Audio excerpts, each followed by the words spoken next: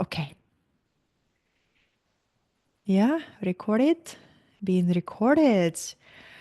Welcome, Divine Souls. This is week 2 of a mystery school experience. Instead of doing my very best to try to convey what mystery school path is, I was guided to invite you to experience it with me. And today we're gonna have we're going to dive into profound conversation of the place that still exists on the planet that was known for the mystery school tradition and the path. We are also going to experience traveling to the ancient sites. We are going to practice together a very powerful technique that yogis know, and it's the technique of bilocation, being in two places at the same time. We'll practice that. The topic of today is magic, practical, real magic. And the place that was known for the largest number of real powerful magicians, right? Beside Harry Potter land, I'm a big fan of Harry Potter, right? Love Harry Potter. But think about the word magic is what we know today as the word manifestation, right? I'm personally getting tired and bored with the word manifestation. It's kind of like a dry sandpaper on my ears. I love the word magic, and I like to redefine what it is, how it was known in ancient times. So there was a time in a very, very long time ago in ancient Egypt during the Golden Age, where that center was known for magic. People practiced magic. People knew that they were here to live in direct conscious communication with the ancient gods, with the living gods, right? They were using the words of power, they were using magical spells and rituals, and their life was infused by magic. If they wanted something, whether to find true love or meaningful work or abundance or health, the first thing that they would do, they would come to a temple. And they would not come to a temple empty handed. They would come to a temple with devotion, humility, and an offering. So, right now, we are opening the temple space, and already we have this light. So, this is a symbolic representation of what you would see in ancient Egypt, the temple of truth, wisdom, and love. So I invite you to treat our time together as a temple space. In case something calls you and you need to leave early, you don't need to write in the chat that you are leaving and that you're sorry. You can just leave, right? So don't feel obligated to do anything like that. Just say, okay, I received what I need to go, just leave. But while you're here, I ask you to cultivate attention and presence. If you are here and you will want to multitask or scroll or have a split attention, you're not going to receive anything. You're not going to activate anything. You're not going to remember anything. And as we discussed in the session 1, the 3 requirements for genuine seekers of ancient wisdom. Who can name those for me? The 3 requirements. The requirement number 1. I'm curious who remembers. Devotion, Satya Grace, exactly. Devotion is what sets apart initiates of light from spiritual tourists. And it's okay to be a spiritual tourist, right? You know, you're collecting data, collecting information, you're just trying to fill the void. But eventually, you go beyond that. You decide to go beyond that, right? And you say, I want to awaken the flame of devotion within me. And when you make that genuine heart decision, the universe begins to send you messengers. And this is exactly what happened for me. And I'd like to share with you how these mysteries have found me, right? Because they find you when you're ready. Before I'm going to talk about ancient Egypt, I'm going to share with you how one day I met a messenger and her energy was so familiar. My entire body said, I know you. Instant recognition, instant connection. And this person is a friend of mine and a spirit sister. And she is the one who helped me remember the lineage of ancient Egypt. Within first couple of weeks of our friendship, she said, you know who you remind me of?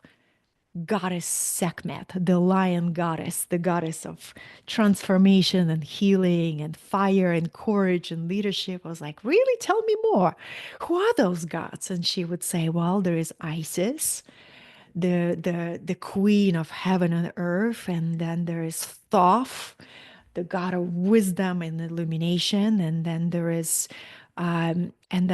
Anubis, the one who opens the way, the one who heals your heart, the one who has power to help you get a whole new heart. And then there is Vajit, the cobra goddess. And then there is Osiris, god man, who represents the power of regeneration, right? So she started telling me about these gods, and just she wasn't really into teaching and talking about it. That's not her thing. Her way is simply cultivating a relationship and embodying their wisdom. But I got fascinated by this world. And I remember diving in, and it's sort of, like when you meet somebody you have a crush on. You want to Google them, you want to research them, you want to find out everything about them. So I began my research. I put my research hat on and I began diving in. What can I find about these ancient deities, ancient gods who've been revered in Egypt? And the first connection was with Thoth. So, Thoth is a self created being that represents intelligence and illumination. And he took many incarnations, some of them as Atlantean priest and king, right? One of his early incarnations. I'm a little jealous of that incarnation, right? Like, I hope one day I'll have an incarnation like that. But just imagine he took birth as the son of one of the rulers of Atlantis. And everything we know about Egypt, right, the glory of that civilization, is because they were trained by Atlanteans. Atlantean civilization was destroyed, and the few who were able to survive, they preserved the knowledge, the ancient flame of wisdom of the mysteries, and they transferred it to Egypt first, then to India, and then to other places like China. So all the great civilizations on the planet, they were all given a flame of wisdom to restart the civilization in a way. So just imagine being born as a son of a ruler of the most powerful empire on the planet. But not only that, imagine that your father is also a spiritual leader of entire planet, right? So from childhood, you are being introduced to the greatest secrets of humanity, of the cosmos, the greatest secrets. So I developed this metaphysical crush on Thoth. And I remember after Googling and researching and studying him, he is often represented as a male being with the head of the bird, of the ibis, right? So it's a symbolic representation of the element of the mind, element of air. And what happened next, I decide to connect with Thoth. And I read it in one of the esoteric books, How to Invoke Him. And I went to my altar, to my devotional space, and I began invoking him. And I started connecting through sincerity of my heart, projecting my consciousness. And immediately this sleep took over me. And I started feeling really, really sleepy. And I said, oh my goodness, I'm being taken into the sleep world. So I went, took a nap, and in during that 30 minutes of a nap, Thoth came to me, and he took a form of a gigantic whale, and he just passed through me in the dream world saying hello. And that's how my relationship with Thoth began. And one by one, I was guided to activate a connection with these deities. And I would approach them as a real relationship. And what does any relationship need to thrive? Consistency, presence, right? Respect, love.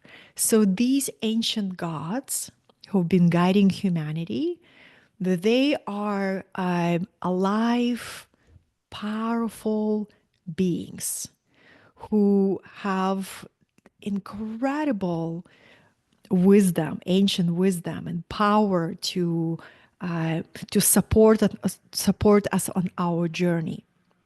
So, in the mystery school tradition, we apprentice directly with these gods. And I'll share with you more about them.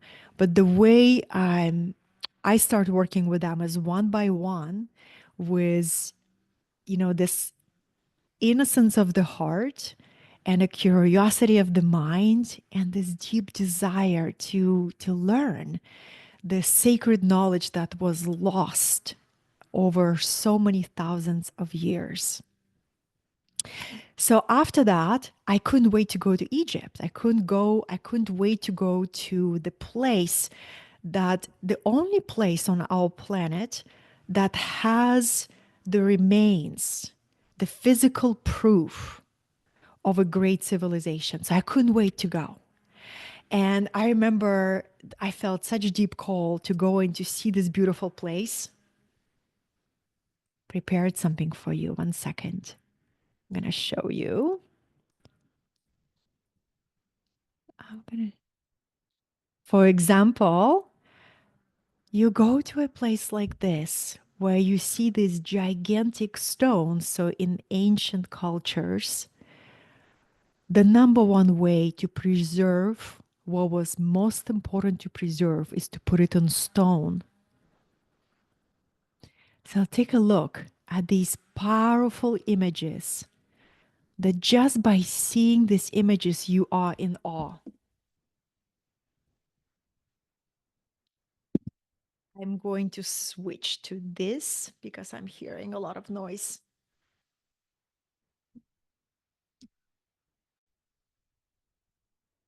Okay.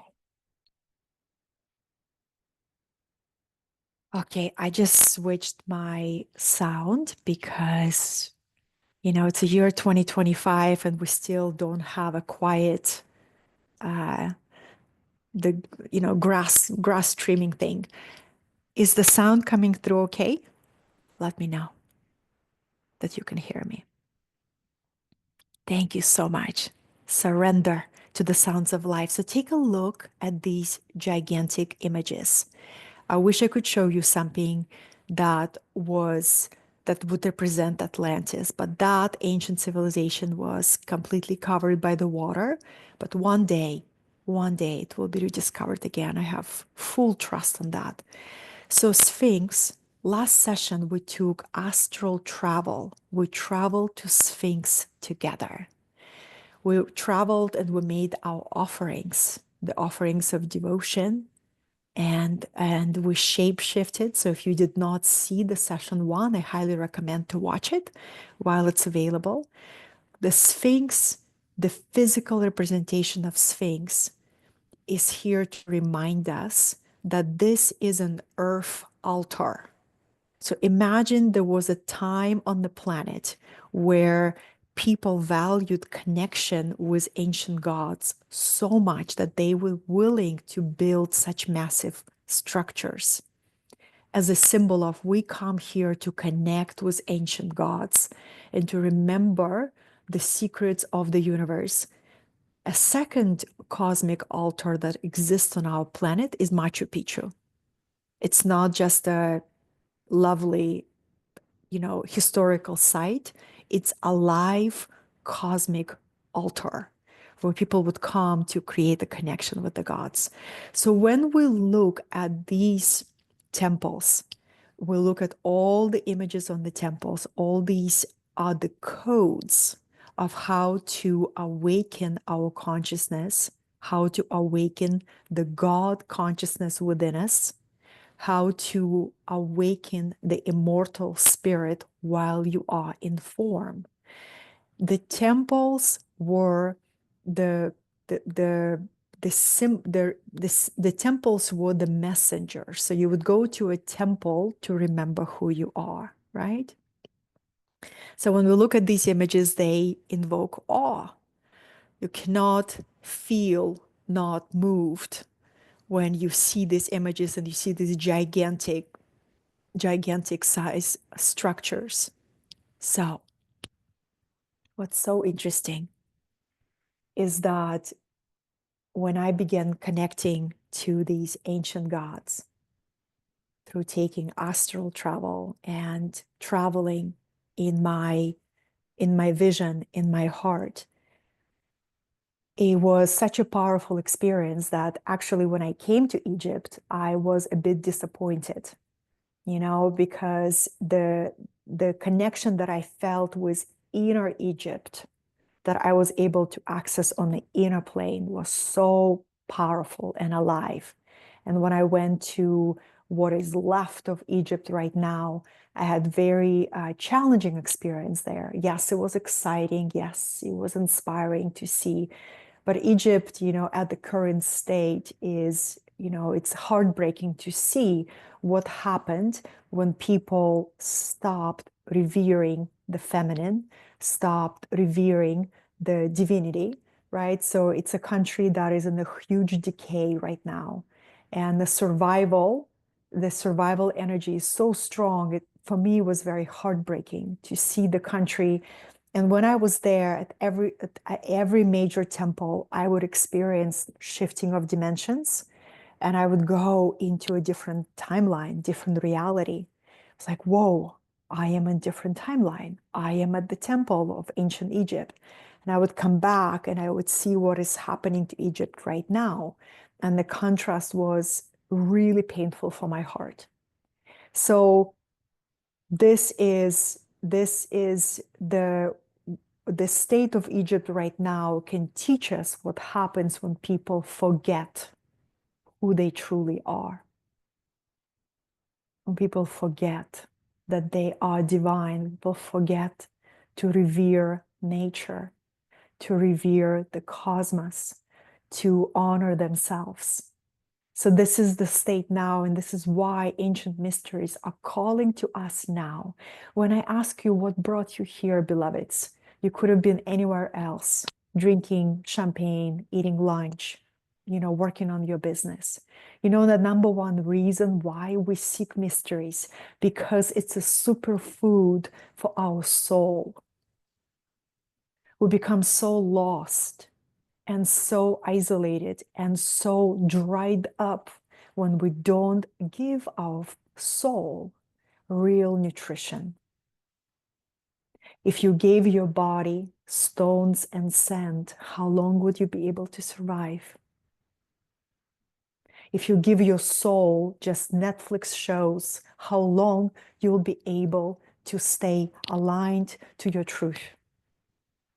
So we seek mysteries when we know we came here for more, when our soul is yearning for greatness, when we know we can't just sleep walking through this life, when we know that in order for us to receive the mysteries, we get to prepare ourselves. We get to humble ourselves. We get to create space and time and energy for this profound path.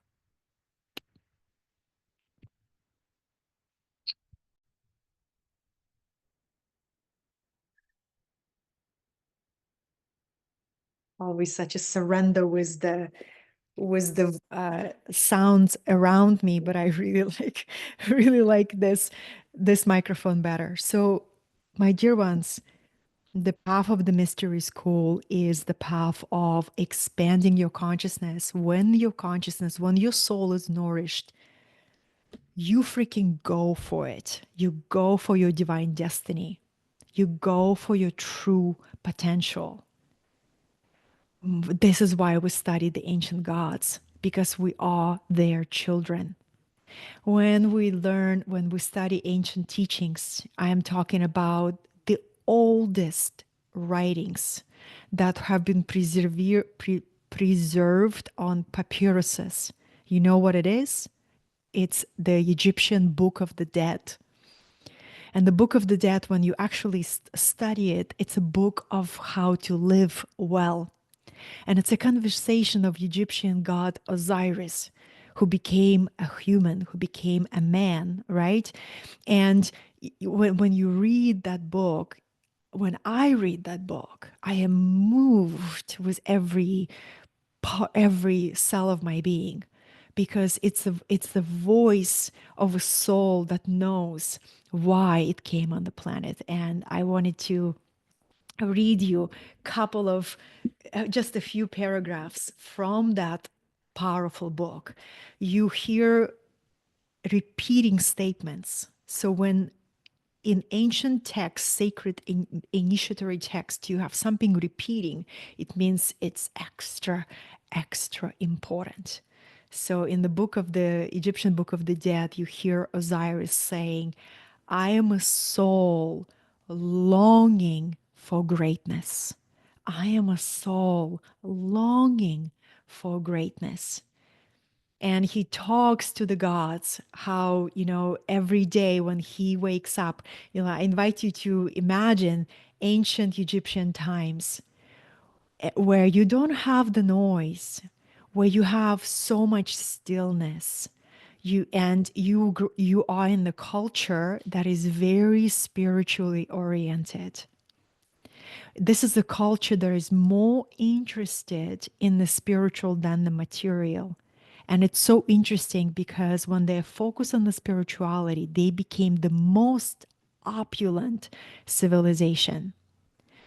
What's happening right now in our planet, why we got so lost, collectively speaking, we turned our attention from spirituality to materialism and we got lost in it. But now we're making a big turn. And even if it feels like we're making the turn like a turtle, right? We're turning it slowly, but at the same time, we're also turning rapidly. We are making the turn. So I invite you to feel into this with me, that you are an ancient Egyptian and you live in a culture that is just soaked in magic, in mysteries, in a spiritual relationship with nature. You look at nature as it is divine. The wind is God, rain is God, the desert is God, everything is God. And this is how you live and you walk. And every day when you wake up, your mindset as an ancient Egyptian who is a spiritual devotee of those times, every day is the beginning of a new life. So at night you die, in the morning you're reborn. At night you die, in the morning that you're reborn. So every day is a new beginning. That's the type of a mind, right, where these teachings come from.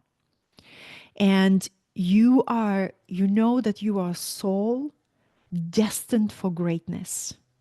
You are being raised with these great, great teachings that your true ancestors are ancient gods and you're a child of the gods and you are destined for greatness and you're yearning for it. And it's not vanity and it's not selfish. You know you're destined for greatness, but there's obstacles and there is these things that you need to overcome and transform and let go. Right? And in the Egyptian Book of the Dead, we read what are the major obstacles are. It's very important to know. And then I'm going to go to magic. I'm going to start with the obstacles. This is why a lot of people don't fulfill their divine destinies and they die unfulfilled and they die with regret. I don't think there is worse feeling than that. It's important to name. The number one fear of people is to die unfulfilled. It's not a fear of public speaking, it's not a fear of heights, it's not a fear of being poor or never finding love. The number one fear is to die unfulfilled. And here are the few things that get in the way of us never fulfilling our potential, our greatness. Osiris says, I am a soul yearning for greatness. I quote, I would like to memorize this. It's my personal challenge to memorize this. Wait a second. Here's a few things that Osiris says. I am self coming forth, a creature bearing light. May I stand amazed at the presence of God. May I ride in calm waters toward destiny. May I ride in calm waters towards destiny. May I walk on earth radiant, everywhere complete. May the labor of my hands be mirrors unto God. May my health be the wholeness of divinity.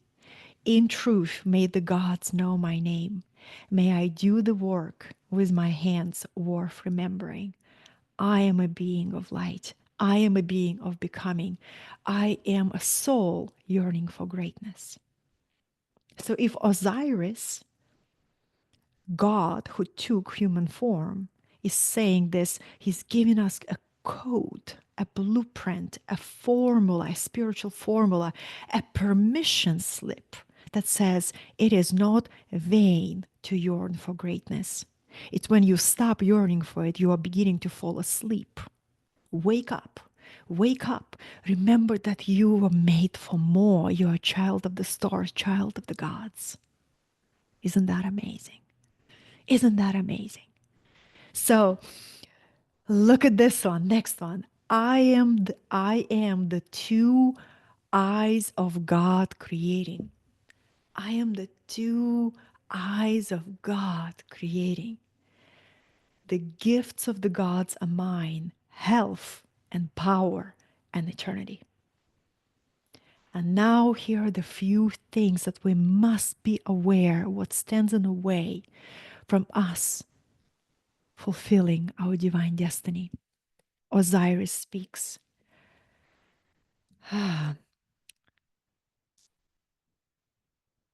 He says, I know the names of my obstacles, and they are anger, bitterness, and doubt. Anger, bitterness, and doubt. I know the names of my obstacles ego, right? Relinquishment of destiny. This one really moved me. The relinquishment of destiny, when we throw the towel and we say, you know what? Not meant for me. Not meant for me. I'm just not going to go for it. Not going to go for it, right? Look at this. Relinquishment of destiny, the attribution of suffering to God, false pity that stifles your becoming, mediocre virtues, and the denial of passion. Satisfaction, where he falls to attain the great, basically settling for the comfort zone. Common thought, where a man, a human, seeks not to push himself beyond the limits of his imagination. Ah, I am a soul longing for greatness. Imagine you grow up in a culture. Egyptian Book of the Dead is the name of the book. So it's a manual for living, a manual for living as an awakened soul. And I love that we have a reminder of who we are and also a warning. This is how you can lose your way. This is how you can sleep through your life. This is how you can aim low. And whatever you aim for, you're going to get it. Right? So, but I am a soul yearning for greatness. I am a soul who wants to know what the point of this existence. So when I was introduced to ancient Egyptian gods, everything opened up in my life. I thought this was the missing piece. Beside me working with plant medicine for 16 years and diving into shamanic realms, when I was connecting to these living portals of illuminating wisdom, I said, thank you for sending me a messenger. So this transmission can be a turning point for those of you who are ready for that missing piece, right? Because once you start apprenticing with ancient Egyptian gods and start walking the path of the mystery teachings, you are accelerating your inner development and also being revealed your true spiritual vision, right?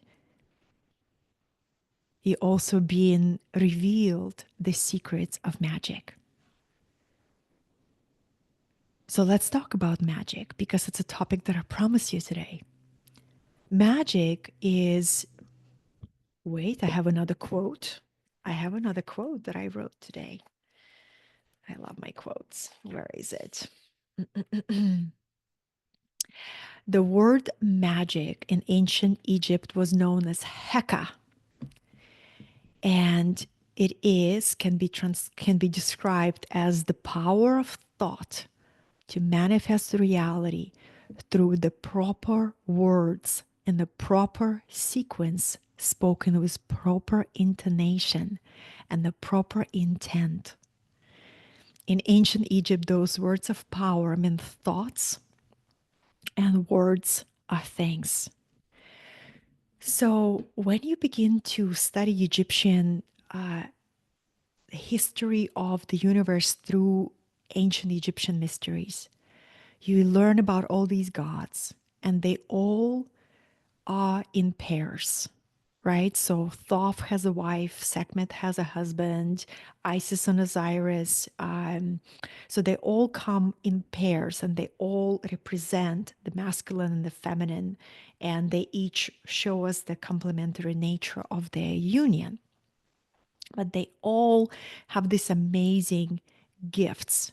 And the way how you work with these entities is by the sacred process of invocation. So using your words to connect with them and to invoke their presence.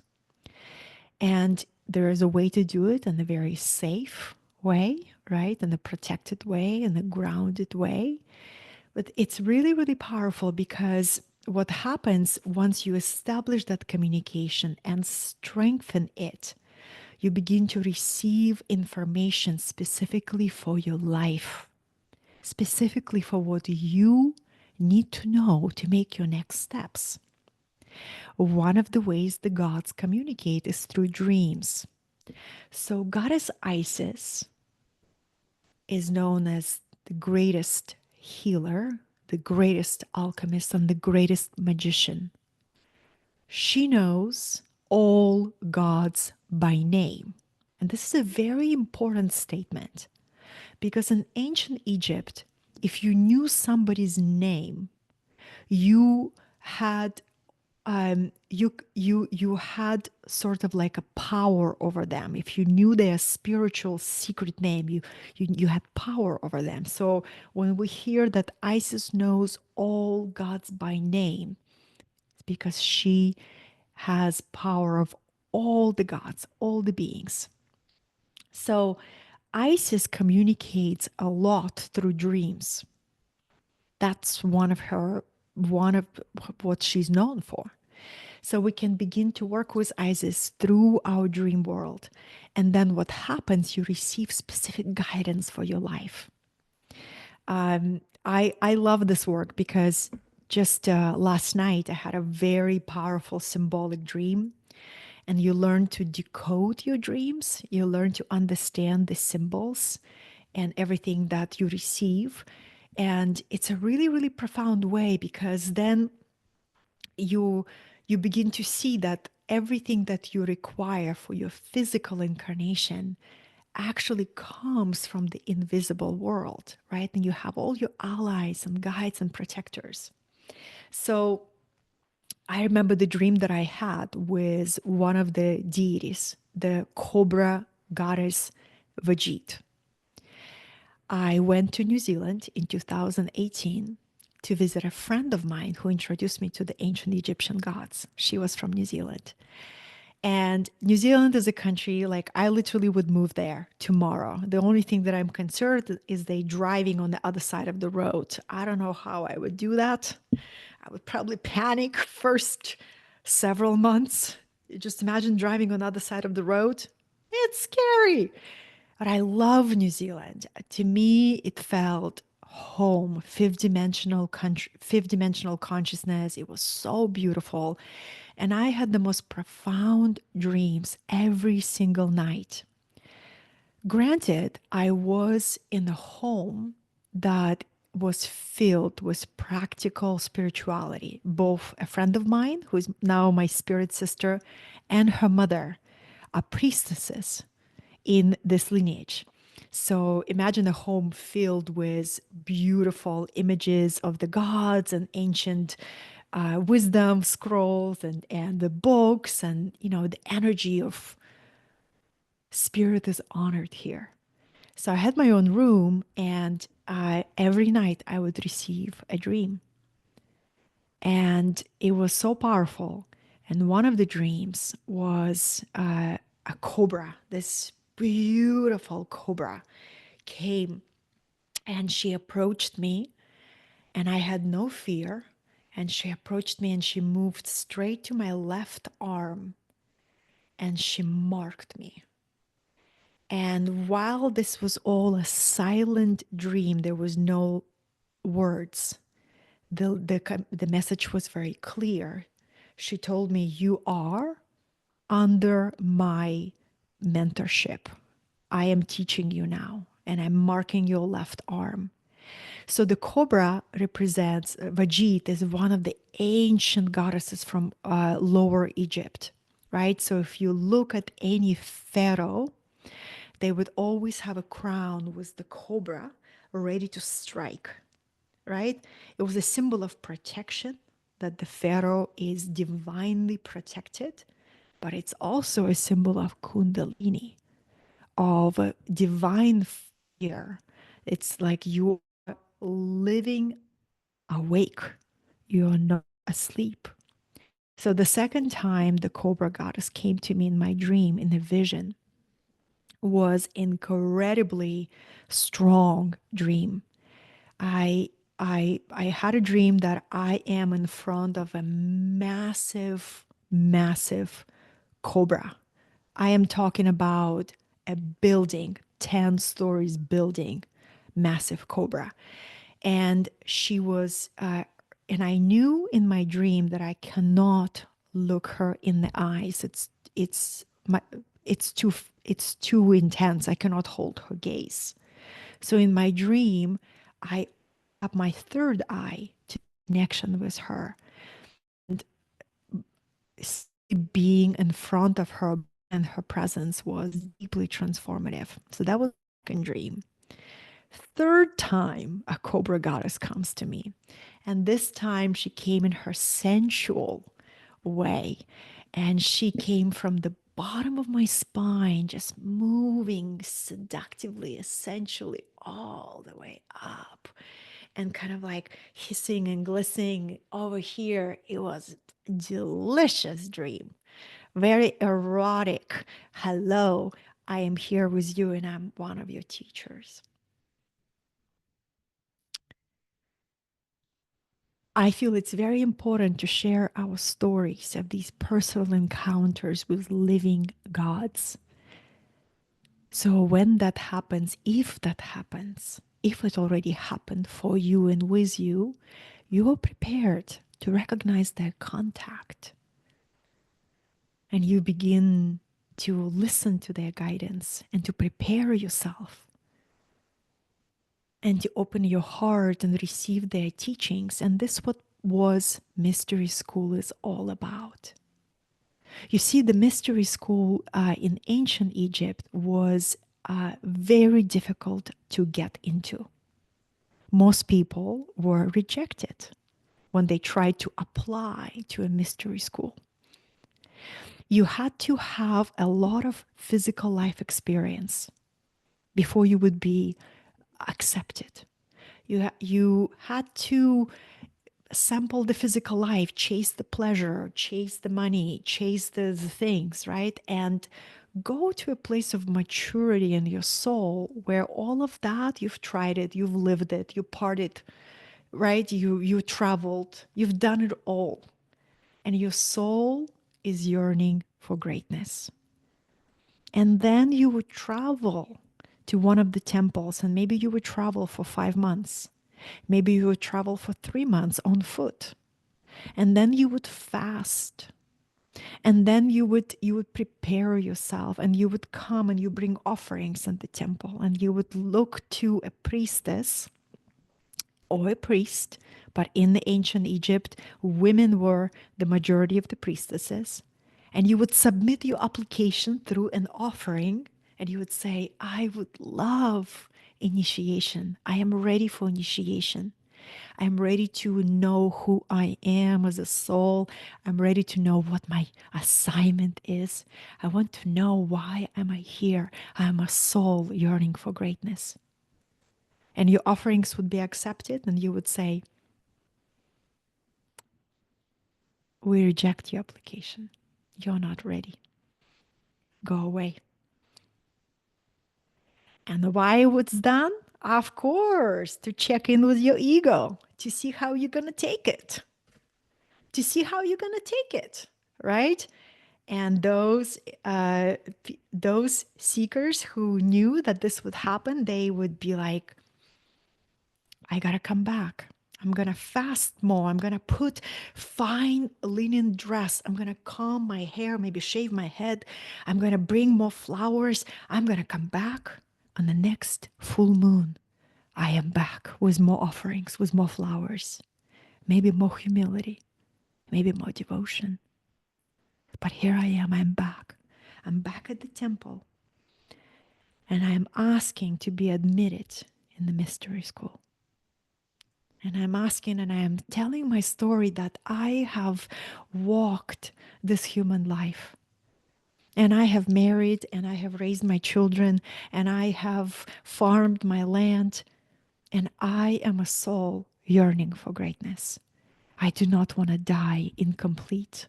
I do not want to die unfulfilled. I do not want to die without knowing who I am. I do not want to die unprepared. May I be accepted to the mystery school. And, and the priestess would say, thank you for coming. I see, I feel. Let me feel into, let me see what the gods will say. It's a no. And the person had to walk away again. Just imagine that. And then, those who are guided by their soul, they say one more time, I'm going back. I'm going back. I am not going to give up. I'm going to come back on another moon cycle, on another full moon or maybe new moon. And I'm going to bring my jasmine flowers and I'm going to put on my linen dress. And maybe I'm going to take my sandals off and I'm going to walk in barefoot. And I'm going to pray to all the gods to find me worthy of the mysteries. And I'm going to bring my offerings and I'm going to say, nothing will satisfy my soul than knowing who I am, knowing what happens after I die. I want to be ready for death. I want to live well. I want to love well. I want to create what is mine to create. I want to know who I am. I want to know myself. And the priestess would say, welcome, initiate. The doors of the temple are open for you. And you will be shown to your room and you will start your practices tomorrow. Because 3 times was the magical number that if somebody would be seeking mysteries, they had to ask 3 times. And if after the third time, they would be granted access.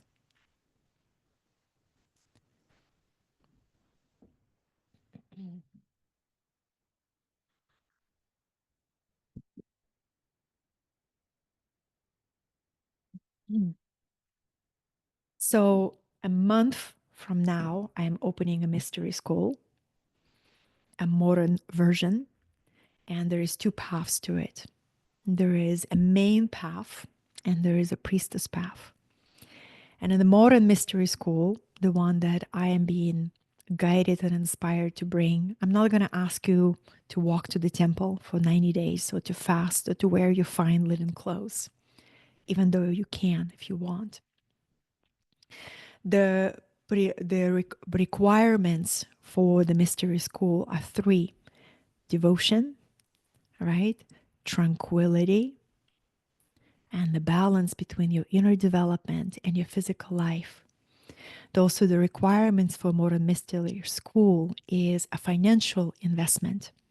It's the way that you make this journey important for you. You say, you know what? This is the next level of my expansion and my purification. And I'm going to vote and I'm going to invest in myself financially. I'm not being asked to walk for 90 days barefoot in the desert, but this is how I show my commitment now.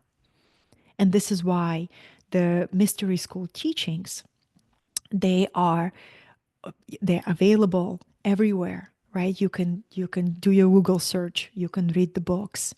But if you want a guided journey where you are being supported throughout entire process, and if you want to have assistance with connection with these ancient gods and activating of your own mystical, magical powers, the doors of the mystery school will open in exactly 1 month. So the priestess path or priest path is a more advanced experience that has one-on-one time with me. And I only open it to 5 people. If you're interested, let me know. And then the main path. And I decided to offer it for 6 months journey. Mystery school training, minimum 5 years, minimum. But who is willing to dedicate 5 years for mystery teachings? Very, very few. So I decided to open the first level of this experience for 6 months. And if you would like to learn more about this, just write me or send me an email or just open my emails, see my social media. But this is the different approach of modern times, right? The modern times, if you are called to this journey, if you know it's your time. For me, it was without a question. When I was connected to ancient gods, I knew this is my path. This is something that my soul came here to remember and to embody, to be the magician, the modern magician, to work with magic in a conscious way. Now let's talk about magic, because I promised you that.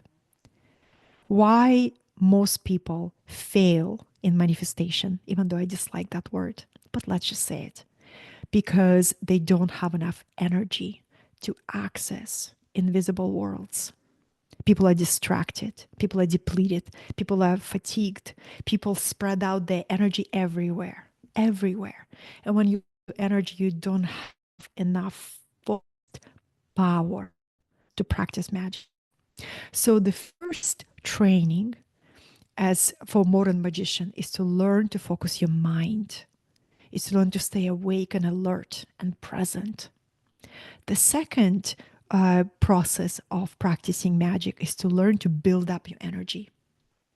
If you don't have energy, you don't have the basic ingredients that you need to work with magic. And this is why, in all of my courses for the last 2 years, who's been with me in my courses for the last 2 years, what do? We build energy and we practice breath work, because breath is the number one way how you awaken yourself from distraction, from confusion, from the fog, and you see your own resistance. If you can't move through one breathwork session, you quickly see a reality. It's humbling experience, right? It's humbling, but you need to see your own resistance and your own lack of ability to focus in order to transform yourself, in order to move towards your divine destiny as presence, as devoted being. So I begin, for me, breath work and practicing of pranayama is a Hindu tradition, changed everything in my life, because breath is the ruler of the mind. If you can take command of your breath, you can take command of your mind. If you can take command of your mind, you take command of your life. Breath, mind, life, right? So if you can build up energy in your body, then you have this energy to direct it towards practicing magic. So last weekend, I had such an amazing time practicing magic. I practice all kind of magic. My favorite magic is known as red magic. Who wants to know about it? Are you still with me? Who wants to know the red magic? It's the most fast working magic in the world. Yeah? Interested? Yeah, all right. So the red magic is the magic of desire, creativity, sexuality, right? So desire, right, is again, is you get to desire a new reality. It's like when you start working on transforming your body. I remember when I left my former husband, and a friend of mine gave me a membership to the gym. And he said, I'm going to give you, hopefully, this will be the best gift that anybody ever gave you. He was right. He gave me a membership to the gym, changed my life. And I began transforming my body. And I began falling in love with the process, like seeing myself, whoa, look what I can use my mind to change matter. That is powerful. If you've never done that, you don't know what you are truly capable of. But when you begin to see how your mind can transform this physical vehicle, whether you want to become leaner, stronger, more flexible, whatever the intention is, you're practicing magic. You're using your mind, affecting matter. But for that, you need to have a desire. You burning desire, right? It's like my desire to go to Egypt was so burning I couldn't wait. I just wanted to go next tour. I want to go, right? So desire is the key to magic. What do you desire?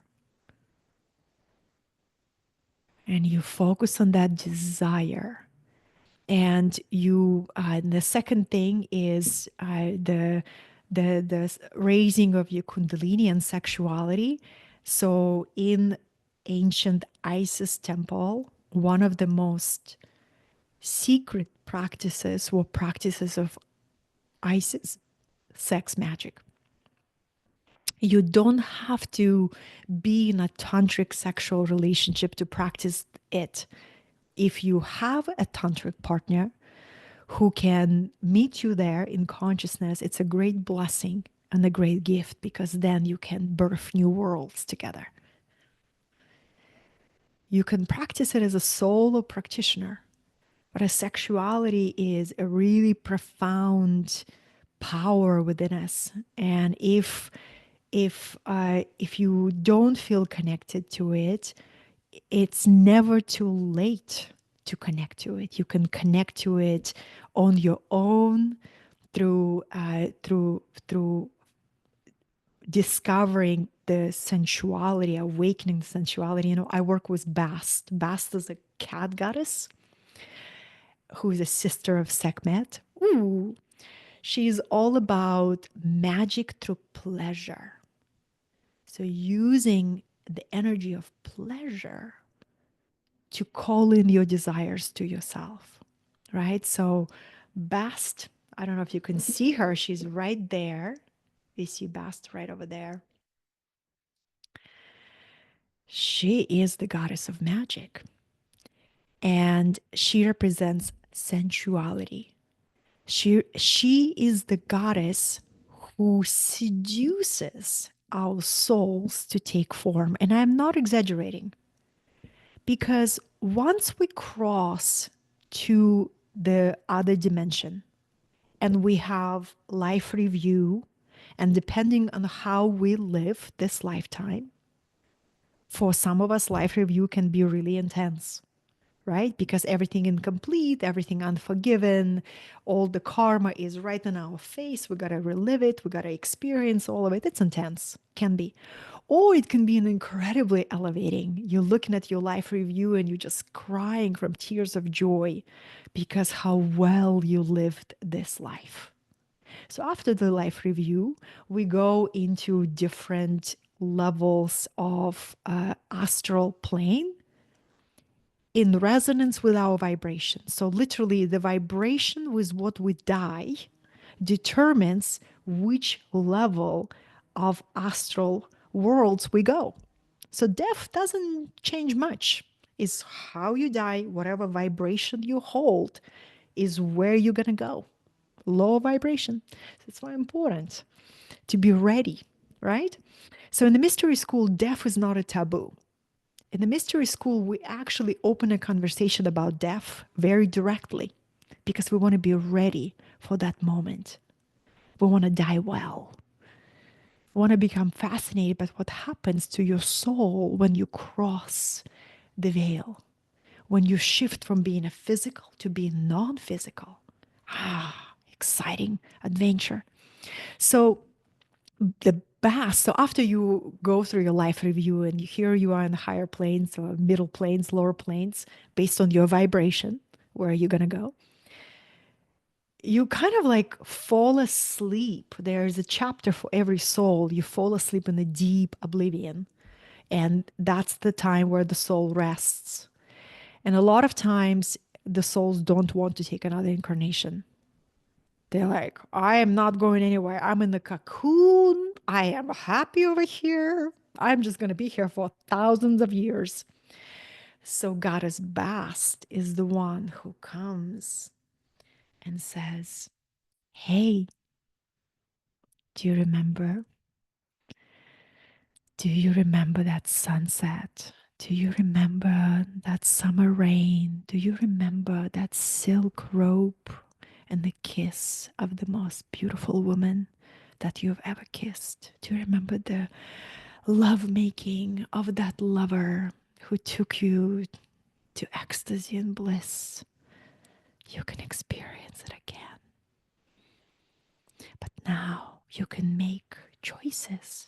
You can choose the country that you can be born.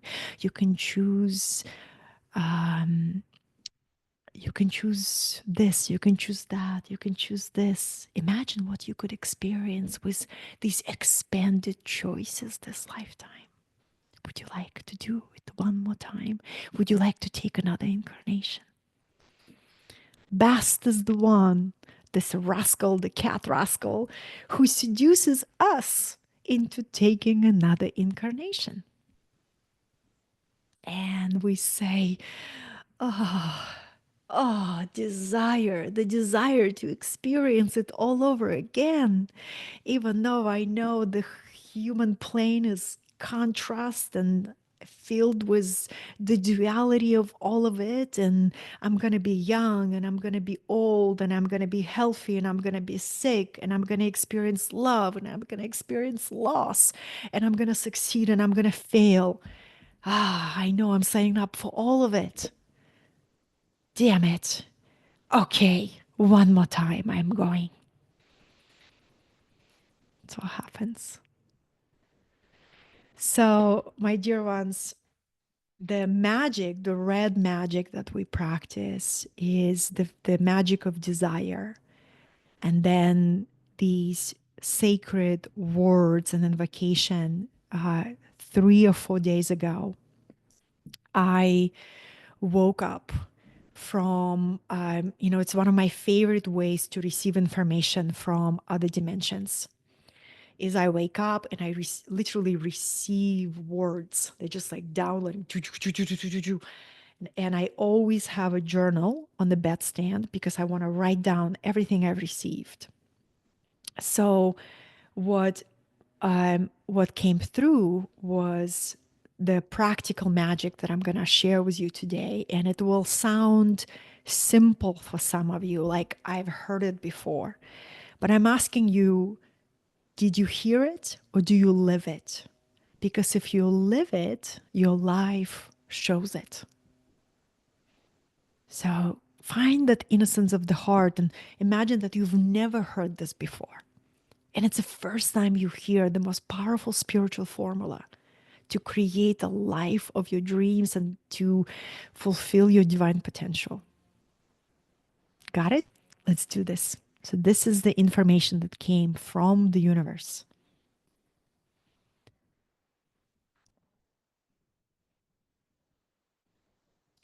Thoughts are things. Thoughts are things. Every thought creates. Thoughts are things. So, every single thought has a potential to take form. Imagine a thought is like a raindrop, right? That it's falling and falling, and it will become a puddle of water in your life. So every single thought that you have either creates or destroys. And when you practice magic, when you truly want to become a practical magician, an alchemist, the first thing is to become a master of your thoughts. And at first, you're going to feel like you will never succeed. You feel like, oh my gosh, who gave this task? I'll never succeed in this. I have 1,000 thoughts in my mind, or I don't have any thoughts, which is rare. I've never, this is unfamiliar for me, right? But the first training of mystery school is to become aware of your thoughts, of what thoughts you actually have, because every thought creates or destroys. First level is just become aware. Is your mind filled with thoughts like bees in a beehive, right? Or are you constantly in the search for other people's thoughts, constantly filling your mind, right? What's going on for you? When you begin to practice it, that's your training as a magician. Because when you able to become aware of your thoughts and manage them, the next step is you become aware of your words. Your words create. So I'll give you an example. 111 here. You can say, everything in my life is falling apart, or everything in my life is taking a new form. Do you feel the difference? Huge difference. So when you practice magic, you become highly aware of every word you speak. You may fall in love with speaking less, really realizing the power of your words, of how you put a spell on your life with your words. You know, I remember going through a chapter of my life where my work was taking a new form, and all these new opportunities were showing, and the industry that I am in was going through a cycle of real death and rebirth.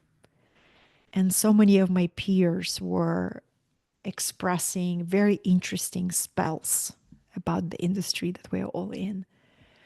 And I remember activating my magician powers and saying, this is common reality, and I have my own reality.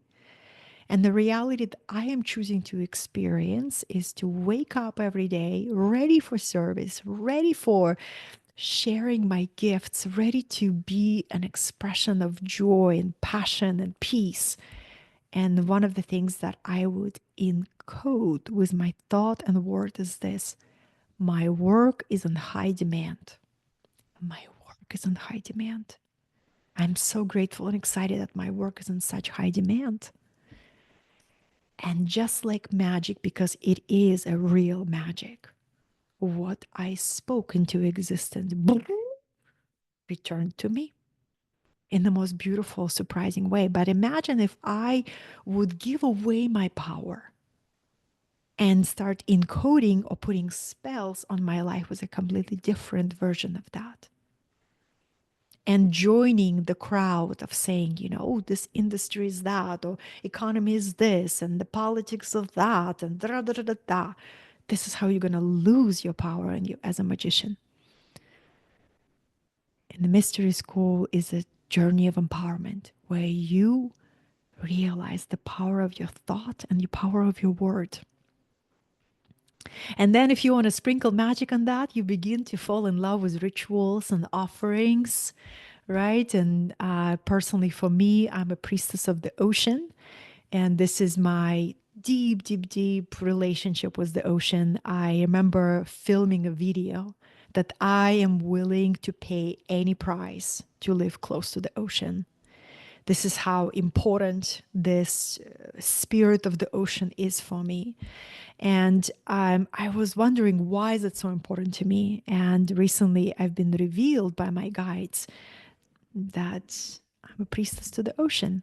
And that means I naturally want to connect with the ocean every single day. And I carry my rose petals that my beloved brings me roses, and I turn them all into rose offerings. I pray for the world. I pray for my family. I pray for, being a humble and committed, willing student of life. No, Lola, I'm a fire. Yeah, I'm a Leo fire, a Leo moon, Leo sun, 5 planets in Leo. Lots of Leo. Cancer and Venus. Yeah. So a ritual is the next practice. We train in ritual magic. In the mystery school tradition, it's all about ritual. So ritual helps us become a dweller of both worlds, a grounded dweller. So whenever I, what comes from Egyptian Book of the Dead, my prayers incense to the gods. When I read that sentence, I was in awe of it. That's Osiris speaking. My prayers are incense to the gods. So the prayer is a mystical formula. We're not begging, we're not asking like beggars. We are communing with the cosmos through the power of prayer. We're aligning to the truth of who we are. So to me, prayer is such a powerful spiritual technology. I start my day with prayer. I end my day with prayer. I pray all day, every moment that this is an opportunity to connect to the universe. This is an opportunity to speak a prayer. This is an opportunity to give thanks. This is an opportunity to connect. So prayer to me is a living technology. Again, I'm not begging. I'm not asking for anything outside of myself. I am communicating with the cosmos. So a ritual is a prayer amplified. So when you take rose petals, when you light triple flame, when you drink cacao, when you turn an incense, you are engaging with these multidimensional spiritual realms. And you say, I am a heart, I am a heart available for connection. I am a spirit yearning for greatness. I am a human being who is in the process of becoming. I am the one who is not wanting to stay asleep. I want to know who I am. I want the gods know my name. That's magic. So wise mystery schools are reaching for all of us right now, beloveds, because without this deeper conversation, we are lost. Without these deeper truths, our souls are malnourished. When our souls malnourished, we get frightened. We don't go after our dreams. We don't believe in ourselves. The doubt wins. Doubt wins every time. So there's a prophecy, a great prophecy, that in a time of great awakening and transformation, that often looks like a time of great chaos. So many social media posts that you can read, people like, what is happening? Apocalypses and end of the world. That's one version of how to see it. Another version, we incarnated for the purpose of this participation and the great transformation. So while we're going through the process of great transformation, there is a prophecy that came to us through Archangel Collective. So this is a channeled prophecy, right? A lot of information that we receive comes to us from source, from different channelers, oracles. And this is from Archangel Collective. I channeled a named Theo. Really love that channel. They said 1,000 mystery schools will open their doors. And they're not going to be physical temples. Some are, but the majority of them are energetic temples. And when I heard that, there just shivers of truth moved through me. And I said, this is why this vision doesn't leave. Because I tried to say no. I had I had a conversation with my guides many times, and I would say, please give this somebody else, give to another priestess. You know, I can do the leadership thing, I can do the entrepreneurship thing, I can do the mentorship thing, and the mystery school just would not leave. And I tried to negotiate. I was like, okay, okay, let's find the compromise.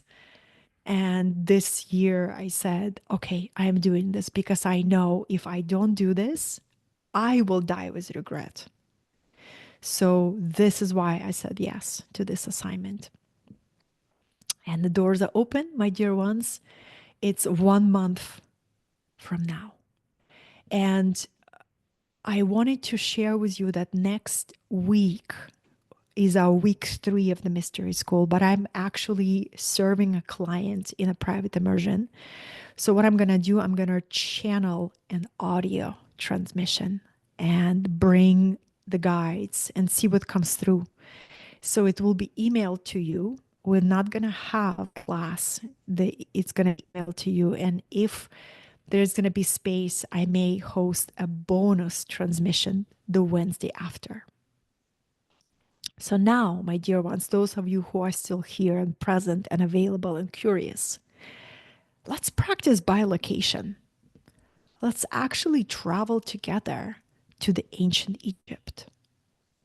So you can experience the energetics. Everything exists at the same time, meaning time is a construct that is helpful for us to find orientation. Time is useful, right? Like, what time is it now? But in the quantum reality, everything happening simultaneously. This is why you can connect to Atlantis, Lemuria, ancient Egypt, and receive their energy and their wisdom and their communication, right? It's really powerful. So,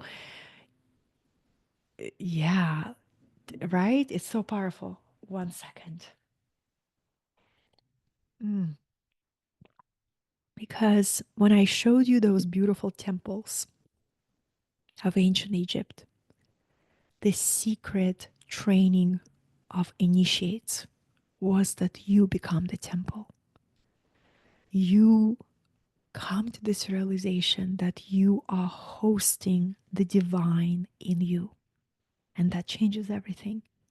If you realize you're the vessel for the divine, how are you going to live? What you going to feed the divine? How are you going to address the divine? How do you going to make love to the divine?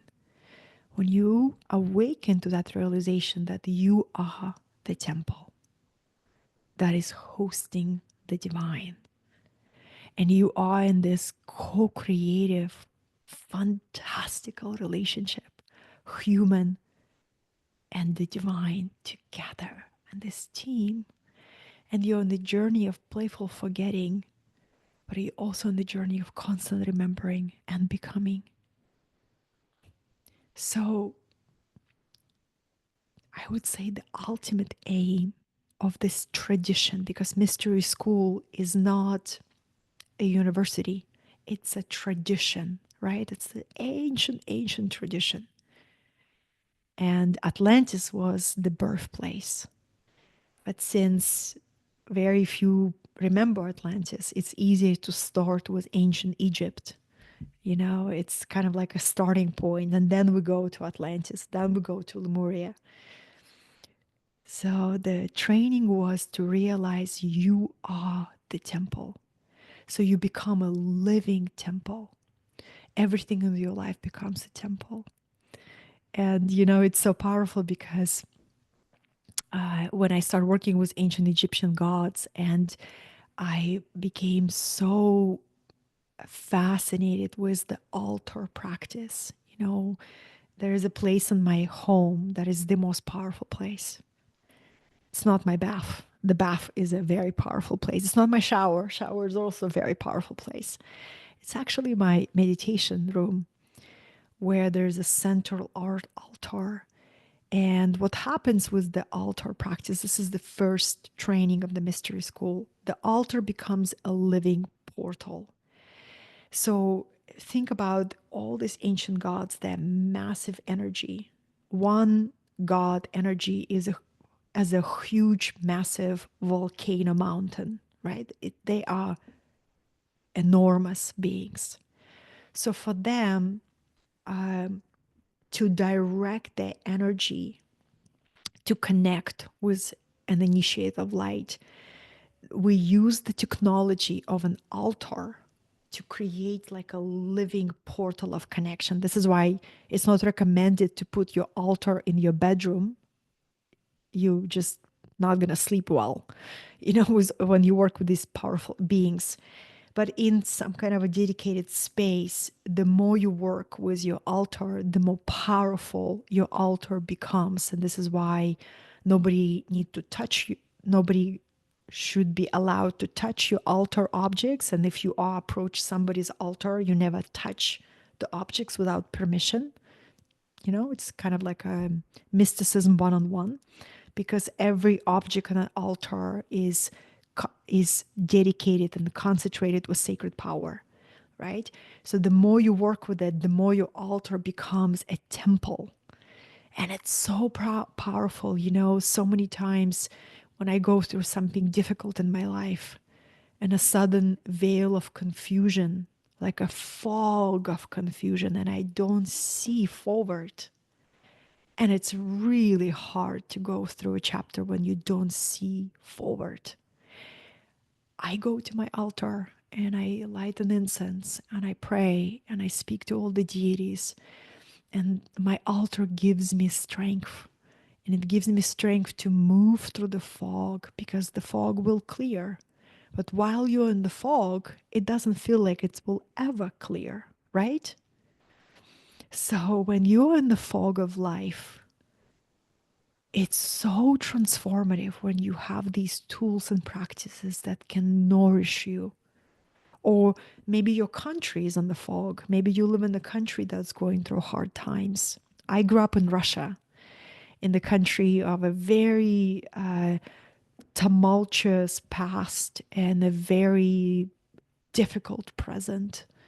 You know, so being raised in that country, I knew there was no future there for me.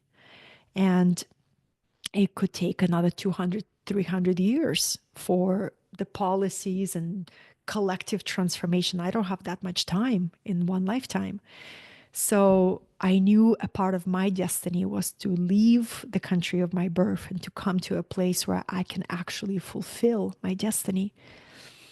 But sometimes you are placed in situations or job environments or, you know, experiences. Maybe you are a caregiver, or maybe your partner is going through health challenges and you're being put into a situation that you need to find the way to endure it. There is no other option. You can collapse in victimhood and feel sorry for yourself, or you gotta find the soul power to move through that chapter. And what can help you is an altar practice where you have a temple in your home. You can come in the spirit of devotion and you can use the power of spiritual technology of prayer, and you can cultivate the flame, and that is what's going to carry you. Nothing else. That will carry you, right? Netflix not going to carry you. Wine not going to carry you. That's just bandages. When we give our soul real nutrition, real flame, we grow stronger.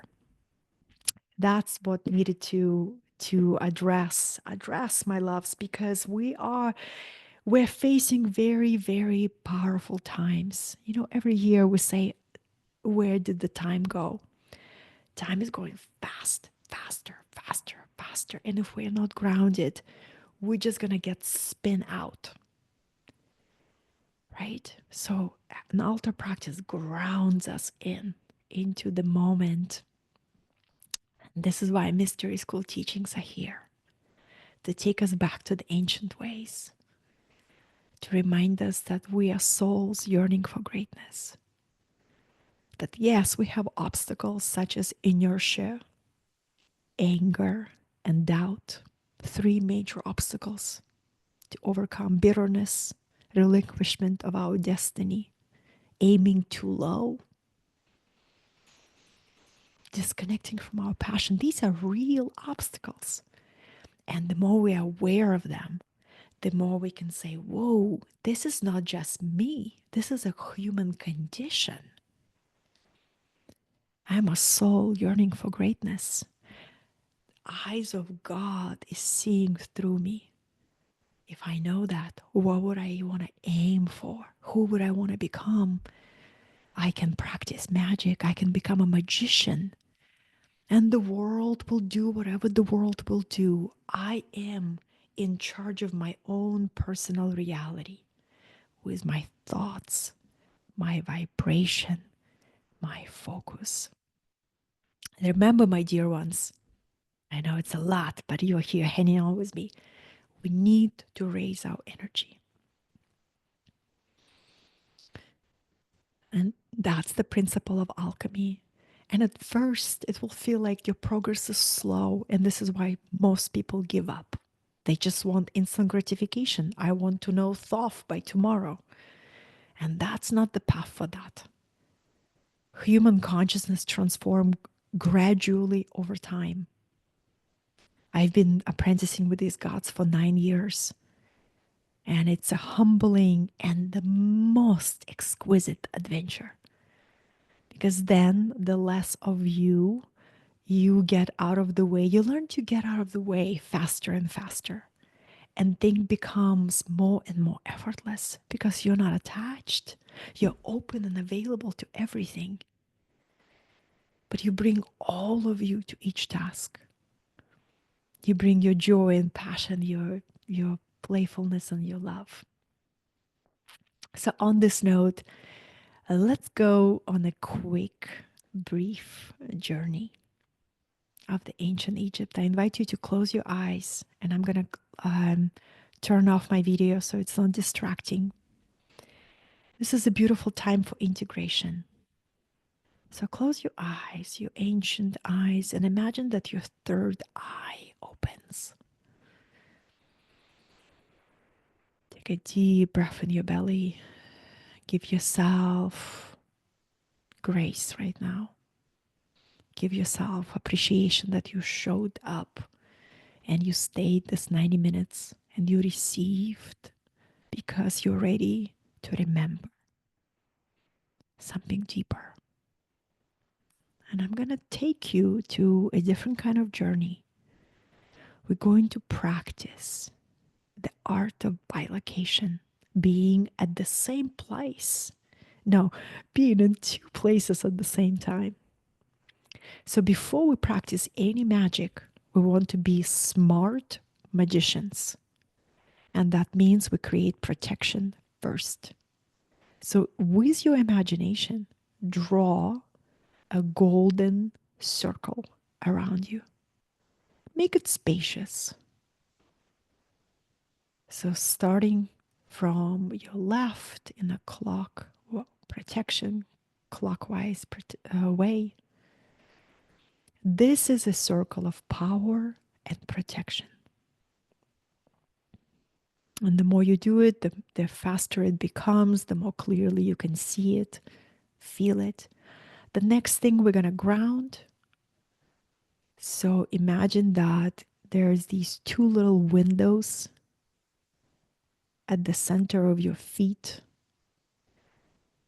at the bottom of your feet, and they open, and you begin to drop your energy, move your energy through the ground, all the way through the many layers and layers of our Mother Earth until you meet her core.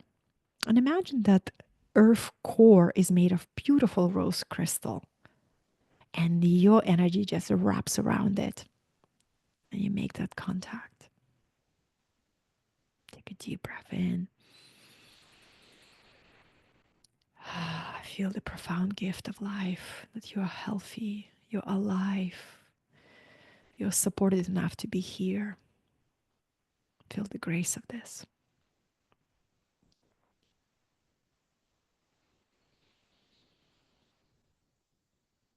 And now, while the grounding is here, we are going to set an intention that you travel, you're going to take this astral journey with safety and protection.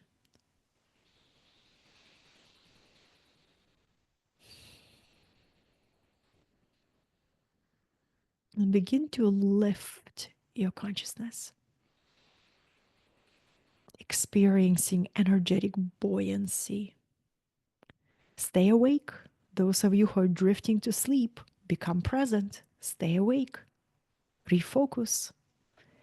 Imagine that your energy becomes more and more buoyant. Take a deep breath. begin to lift energetically. And this is your astral body lifting. And you begin to lift and expand. And now you're connecting to an experience outside of linear time, outside of your physical reality. And the rules of the game here are different, that you can access with the power of your mind any time and space. I want you to follow me together on this beautiful journey to the time where the magic was practiced, where people would seek the wisdom of the temples, where priestesses were nourishing the souls of the people with ancient wisdom. Maybe you were one of them. I would not be surprised. So picture yourself standing in the desert. It is a warm, almost hot day. And you are walking and you're noticing your feet. You're wearing simple sandals and a linen dress. And you're carrying flowers. These are the offerings that you have gathered yourself. You have went in the morning to gather these flowers, and every flower you picked with humility and devotion as your offering of the heart. And you are seeing the temple in front of you. It is magnificent. It's made of white limestone. It is so beautiful, you just want to cry how beautiful this temple is. It's massive. And the incense is burning, and the mantras and the sound of instruments are playing. And you are approaching a building that is the house of the gods. And before you are allowed to enter, you're being met by a priestess. And you recognize a priestess because she is wearing a serpent ring on her left arm. There's a beautiful covering on her hair and the piercing eyes that look straight into your soul. You feel warmth and you feel welcomed, but you also being asked the question, what are you willing to leave behind before you enter this temple?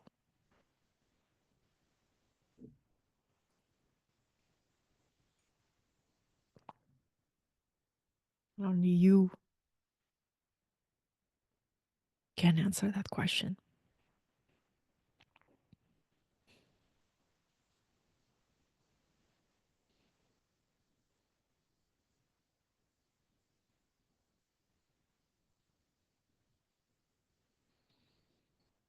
And once you gave your answer, you are being permitted to walk through the threshold, and you're walking into the main structure that is filled with peace and tranquility. And you approach the main altar. You recognize that you're in the temple of Isis, the great goddess, who knows you by name, who envisioned your soul into existence. Huge wings appear in front of you. These are celestial, energetic wings of Isis.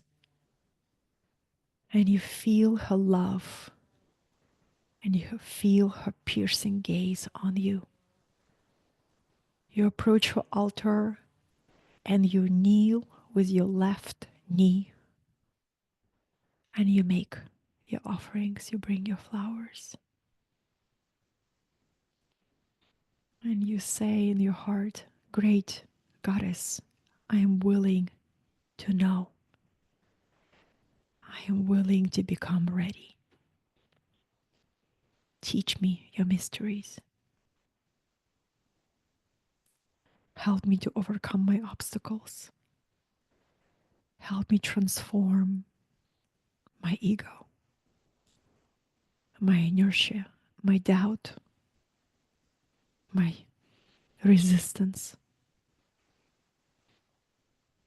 I am a soul yearning for greatness. I am a soul yearning for greatness. I am a soul yearning for greatness.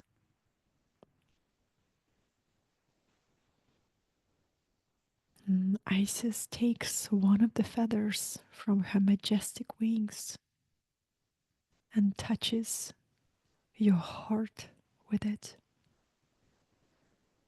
Because the main gift of these mystery teachings is complete awakening of your heart, complete rebirth of your heart.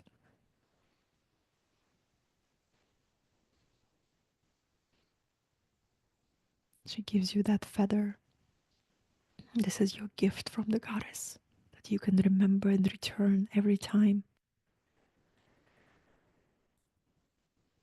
You are welcome to return here anytime you begin your journey back. You walk gently with your back towards the door with respect. You give a nod to the priestess, thanking her for letting you experience this moment. You're back in the open, bright midday sun in the desert. The desert soft wind caresses your face.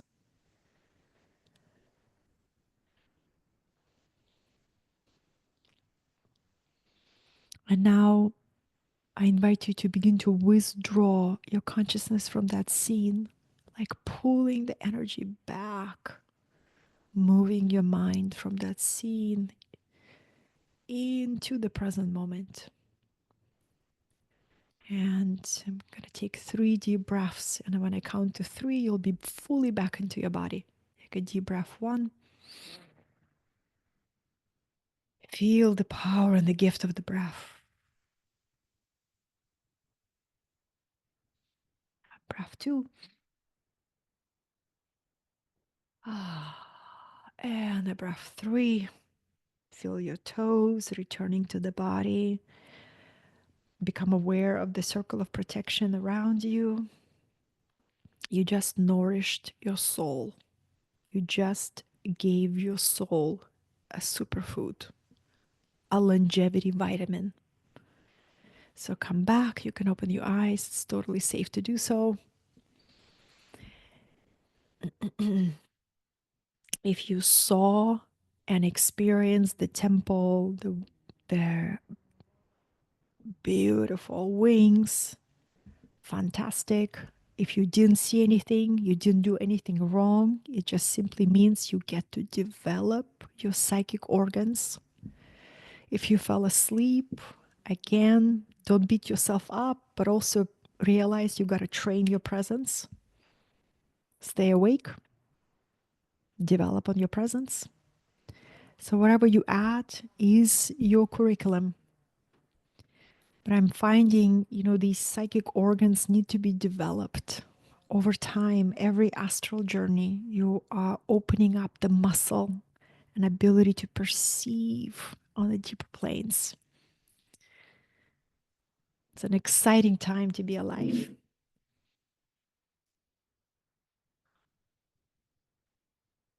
How's everyone?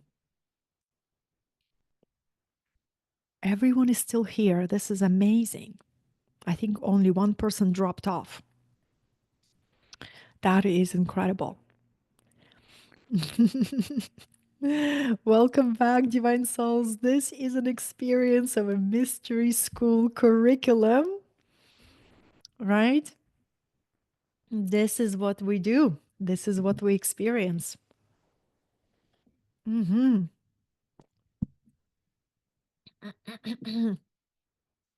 You're welcome, Michael. Amazing, right? I, I live for this stuff. It is such a profound experience, and then you learn to embody these deities. You learn to become Sekhmet, become Bast, become Thoth. It's this journey of become Osiris. Yeah. You're so welcome. You're so welcome. I hope you see ancient Egypt in a completely new way, right? And Atlantean teachings is next level. So imagine everything we know about ancient Egypt came from another civilization, came from Atlantis. And to me, Atlantis is, it's a great, great golden age of Atlantis as a great civilization. And before that, we had Lemuria. What was so amazing is all these beings, they are here, available to guide us, available to connect with us, available to offer us their support. So, anyone has questions? Michael Maloney, exactly. We are souls hungry for greatness. I'm going to show you some. I'm a creator of my own destiny. So this is from the Book of the Dead, Egyptian Book of the Dead. I am my delight. I am creator of my own destiny. It's not vanity. I am a child of eternity. May my heart become an altar unto God.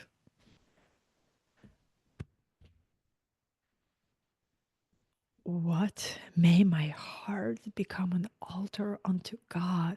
My prayers are incense to God's.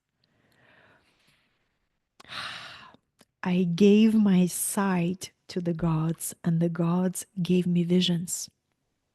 So when you offer yourself as a vessel for the gods, this is what you receive, your true spiritual vision. I walk by the light of my divinity. All things are possible. So, dear friends, if you'd like to actually experience the fullness of the journey, Satori Mystery School is open for enrollment. We have two main levels. Just to share with you, the main level, which is a group experience, we meet twice a month for these deep intensives. And each month we have a different activation, different experience. We activate an oracle, we activate our ability to channel, we activate our ability um, to practice magic in real time, right? And then the level two is a priest or priestess path that has it's a mix of a group and one-on-one mystical activation together with me. And it's currently offered at 5,000 for 6 months or two payments at 2,500. I could easily charge three times more than this, but this what feels really appropriate for this level of transformation and activation. I am willing to offer an extended payment plan for those for whom it would support, which is 12 payments for $500. And if you want that, if you know it will support you, please let me know. I'm here for you. And this is, the first group will have an opportunity to go through the curriculum twice. So you actually have an access to a year-long mystery school, right? I want to give you as much spaciousness to go through the rituals. You will receive, beside live activations of this kind of nature, you will receive guided practices, altar work, different magical, I call them ethical spells, ethical spells to attract abundance, love, illumination, transformation. The aim of a mystery school training is for you to align to your divine destiny, for you to step and prepare for your greatness.